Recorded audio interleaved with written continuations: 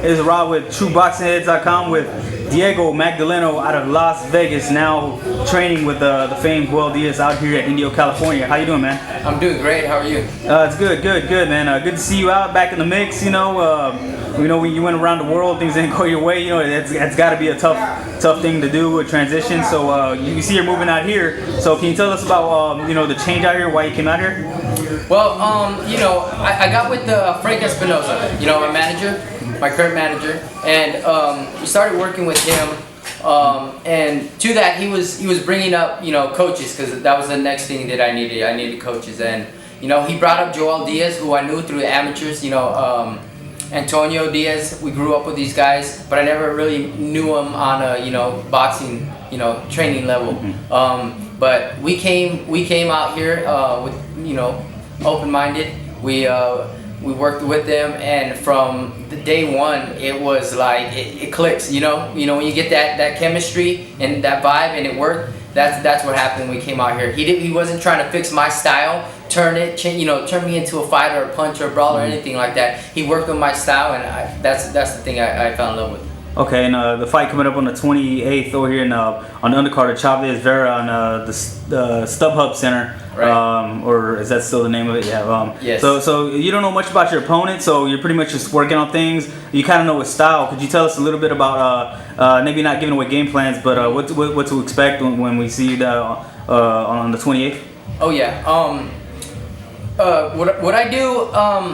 In my previous fights, what I've done already, my boxing, I use the ring. I love to use the ring, and I can sit on my punches and really, let them go now. Working with Joel, he's got an eye for, really perfecting my shots and where they need to be in, placing. That's one of the things we've been working on, and a little adjustments. I wasn't, a horrible fighter, but he made little adjustments that made a big difference, and during training and in sparring in there, I've noticed a big difference.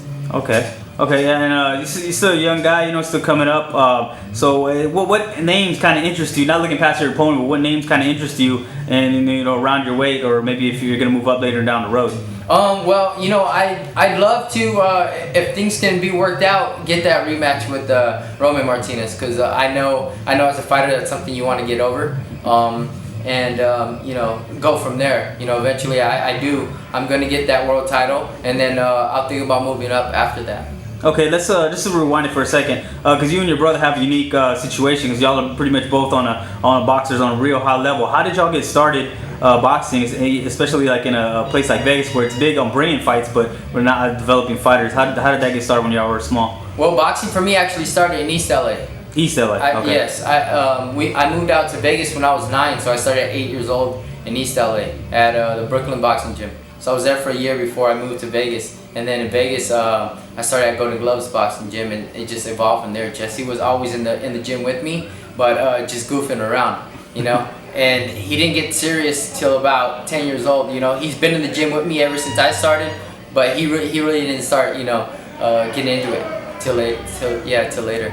Okay, now what kind of boxers did you look up to? I mean, because I asked that because everybody's always like, hey man, what's up with the Roman trunks? But yeah. You said they're for comfort, you know what I mean? So that's I know I heard you in an interview say that before, just to let everybody know, hey, it's they're comfortable. You like to move around the ring. Is it because of also because a fighter like Camacho, or maybe somebody you used to look up to? Like, oh yeah, I mean, growing up, I saw a lot of Camacho's fights, and I loved his boxing ability and his skills in the ring, and he was crafty, and that's not something I imitate. It just came with me, and but yeah, he wore the Roman trunks, and I feel comfort. You want to be comfortable in the ring, and you don't want to be fidgety with your trunks. You want to be on your opponent. So I mean that fits my style. It's unique. It's a little different, and I think as a personality, that's who I am. A little different. Yeah, because we see guys goofing off, pulling them down, pulling them up, you know what I mean? Right. So yeah, I feel you on that one. It just sets me apart from all the other guys. Yeah. And so where do you see yourself settling in as far as weight-wise? 130. I'm going to get, that world title. I'll be 130. I will probably eventually move up to 135, but that range right there is where I'm at. Okay, so we don't really know much about your opponent, but last question, what do we expect to see as far as your comeback fight on the 28th? a more comfortable and confident Diego. You know, Joel's done a great job with me. You know, as perfecting who I am and what my style is, and you know, bringing it all together. So I think that's one of the main focuses right there. Watch out. Okay. Twitter. Do you have Twitter, Facebook? Your fans I can follow do. you out? Follow me at Diego Magdaleno, and I'm on Facebook, and there's a fan page there. I don't remember off the top of my head. At Diego Magdaleno, Okay. just one word straight out. And I do have Instagram, and I'm very active on Instagram. That's at Diego_DMag. Okay, we're looking forward to it. Good luck. You know, we'll be out there in September, and you know, thanks for your time. Right on. Thank Rod you. signing out. Hell yeah.